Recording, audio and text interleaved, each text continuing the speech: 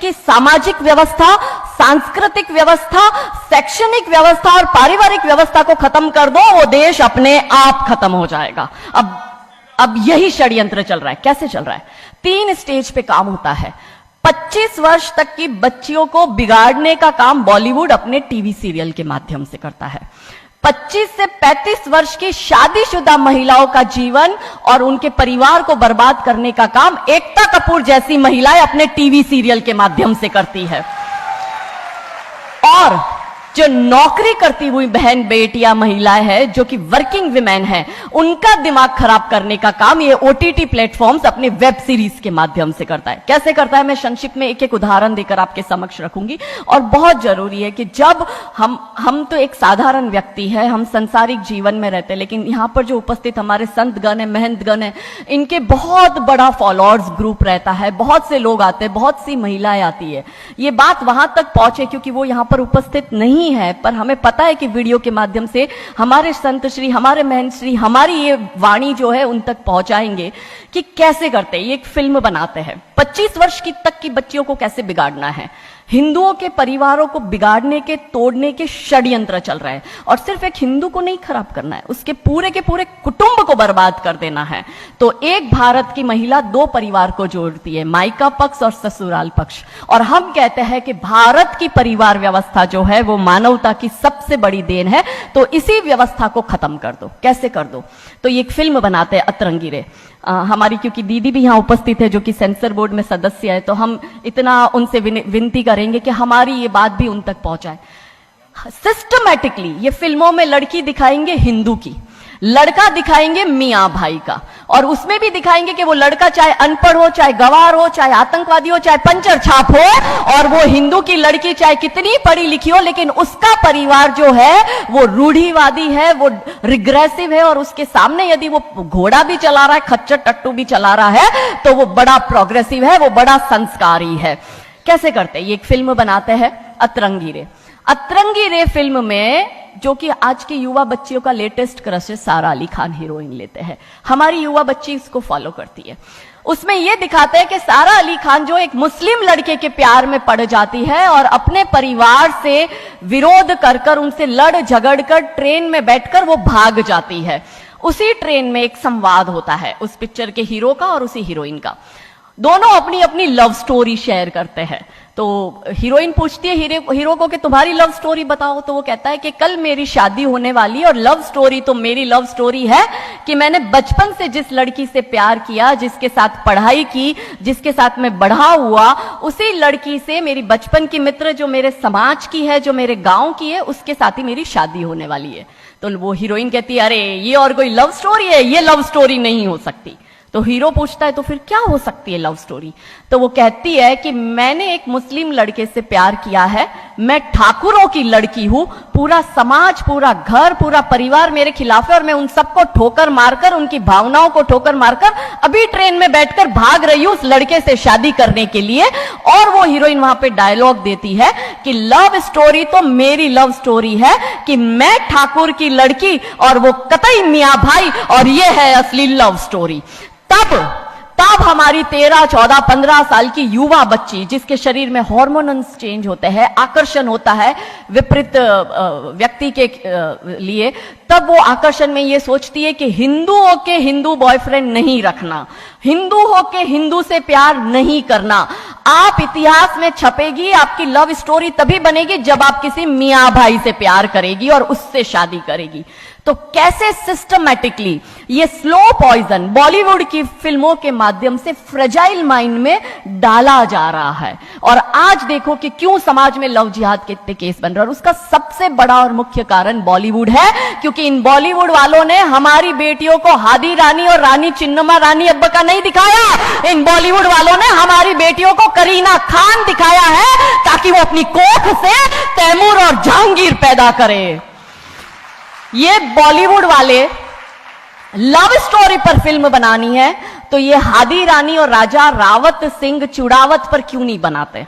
मैं आपको उनकी कथा शॉर्ट में करती हूं कि राजा रावत का शादी जो होता है वो हदी रानी से होता है, मेवाड़ के राजा है, और औरंगजेब की सेना आक्रमण करने आती है। और जब औरंगजेब की सेना आती है तो राजा रावत सिंह का 2 दिन पहले ही विवाह हुआ होता है हादी रानी से। तो राजा जी की इच्छा नहीं होती कि मैं युद्ध लड़ने जाऊं, तो हादी रानी बड़े क्रोधित होते हैं। वो कहते तुम मेरी चिंता छोड़ो, तुम अभी इस मातृभूमि की रक्षा के लिए, इस धर्म की रक्षा के लिए आप युद्ध भूमि में जाओ और आप मेरी चिंता मत करना। यदि आप बलिदान भी हो जाओगे तो मैं प्राउडली अपने आप को आपकी विधवा कहूंगी। तब राजा रावत युद्ध लड़ने जाते हैं।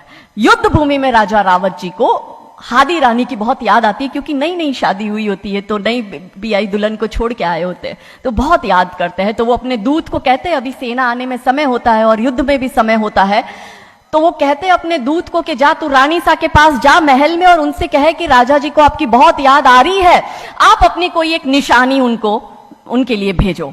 दूत भी बड़ा टेंशन में आ गया कि ये युद्ध भूमि में बैठे और इनको हादी रानी की याद आ रही है, ये युद्ध लड़ेंगे कैसे और जीतेंगे कैसे। पर वो दूत डरते डरते पहुंचा रानी सा के पास और रानी सा को कहता है कि राजा रावत जी ने आपकी एक निशानी मंगाई है, उनको आपकी बहुत याद आ रही है। तो रानी सा बहुत क्रोधित हो जाते कि ये मेरा पति कैसा, ये युद्ध लड़ेगा कैसे, औरंगजेब की इतनी बड़ी विशाल सेना है, यदि जहां युद्ध भूमि में बैठकर उसको रणनीति बनानी है वहां वो मेरी निशानी मंगवा रहा है। तब हमारी हादी रानी क्रोधित होती है, हाथ में तलवार लेती है, अपनी गर्दन काटती है, थाल में सजा के दूत को देती है और कहती है जा तेरे राजा को जाके दे देना मेरी निशानी। तब वो दूत युद्ध भूमि में जाता है, राजा जी को हादी रानी की निशानी यानी कि उनका कटा हुआ मुख देता है। राजा जी बड़े दुखी हो जाते हैं, उनको लगता है उनसे बहुत बड़ी गलती हो गई। राजा जी रानी की अंतिम इच्छा समझ जाते हैं। रानी जी के लंबे बाल होते हैं, उन बाल की वो माला बनाते हैं, उनके मुख की माला बनाते, वो युद्ध लड़ते हैं, औरंगजेब से युद्ध जीतते हैं और जीतने के बाद राजा रावत वहीं युद्ध भूमि में अपना बलिदान देते, अपनी गर्दन काटकर वहीं अपने जीवन का त्याग करते हैं। यह है लव स्टोरी। पर बॉलीवुड इस पर फिल्म नहीं बनाएगी कि इतिहास चुराए नहीं है, हमने इतिहास बनाए हैं और लाखों शीश कटे हैं रण में, तब जाके हिंदू कहलाए हैं। ये महान गौरवशाली इतिहास हमारा, पर बॉलीवुड इसका इतिहास हमारे समक्ष आने नहीं देता। अब रहा 25 से 35 वर्ष की महिला, कैसे बिगाड़ती है एकता कपूर। वही sari, typical dress, typical getup, पीछे उसकी सीरियल में एकता कपूर की सीरियल में पीछे बहुत बड़ी अंबे मां की मूर्ति। दिखाएंगे कैसे हिंदू महिला को, क्योंकि परिवार खत्म करना है हिंदुओं का। तो वो एक से प्यार करेगी, शादी दूसरे से करेगी, जीवन में तीसरा पुरुष आएगा, फिर दूसरा मर जाएगा, फिर उसको चौथा पसंद आने लगेगा, फिर जो मर गया वो जिंदा हो जाएगा, फिर कंफ्यूज हो जाएगी किसके साथ जाऊं, दूसरे के साथ कि चौथे के साथ। क्या हमारी भारतीय महिलाएं, क्या हमारी हिंदू महिलाएं, सबसे बड़ा प्रश्न यह है कि क्या हम 4-4 पुरुषों के साथ अफेयर करते हैं? क्या ये हमारा सम्मान है? और अगर यदि हम सब एक होकर इसके लिए नहीं बोलेंगे तो ये आवाज नहीं उठेगी। और दुख की बात यह है कि ऐसी एकता कपूर जैसी महिलाएं जो घर तोड़ने का काम कर रही है, इनको पद्मश्री अवार्ड मिल जाता है। कैसे मिलता है? भारत सरकार से इस भूमि पर खड़े होकर मैं निवेदन करती हूं कि आप ऐसी महिलाओं के पद्मश्री वापस लो, क्योंकि ये महिलाएं हिंदू परिवारों के मकान, घर तोड़ने का काम कर रही है। और तीसरा और अंतिम, नौकरी करने वाली बहनों का दिमाग कैसे खराब करना है। तो ओटीटी प्लेटफॉर्म के माध्यम से ये दिखाएंगे कि यदि आप नौकरी कर रही है तो आपके सास ससुर आपके पैर की जूती, आपका पति आपके पैर की जूती। बच्चा पैदा करने के लिए आपको किसी से शादी करने की जरूरत नहीं है, आपको ससुराल व्यवस्था में रहने की जरूरत नहीं है, और आप है फेमिनिस्ट। और स्त्रीवाद का झंडा दिखाकर हमारी बहन बेटियों को एक हाथ में शराब का ग्लास, दूसरे हाथ से सिगरेट फूको, अंग्रेजी में गालियां बको और आप अपने आप को फेमिनिस्ट कहो। क्या यह फेमिनिज्म है भारत की धरती का? ये कभी नहीं हो सकता। रानी चिन्नमा, रानी अब्ब का फेमिनिज्म का उदाहरण है, और दूर जाने की जरूरत नहीं है। हमारी परम पूजनीय दीदी मां साध्वी रितंबरा दीदी मां फेमिनिज्म का सबसे बड़ा उदाहरण हमारे समक्ष है। रानी नायका देवी, रानी लक्ष्मीबाई हमारे लिए फेमिनिज्म का सबसे बड़ा उदाहरण है।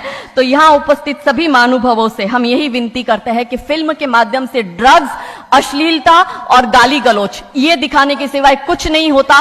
तो हम सब मिलकर एक साथ एक आवाज उठाए कि इन चीजों का बंद होना बहुत जरूरी है, क्योंकि आने वाली पीढ़ियों को बर्बाद करने का काम ये लोग अपने टीवी सीरियल और फिल्मों के माध्यम से कर रहे हैं। और क्योंकि शुरुआत भगवान राम जी के नाम से करी थी, तो अंत भी हम भगवान राम जी के नाम से करना चाहेंगे कि कौन है राम। राम जो है चेतना है, बिंदु है, बिंदु जिससे प्रस्फुटित है तेज, तेज जो कि इस समस्त सृष्टि की रचना की कल्पना का हेतु है, अनाम है, अनाम जो है पंक्ति में प्रथम, प्रथम है धर्म धैर्य का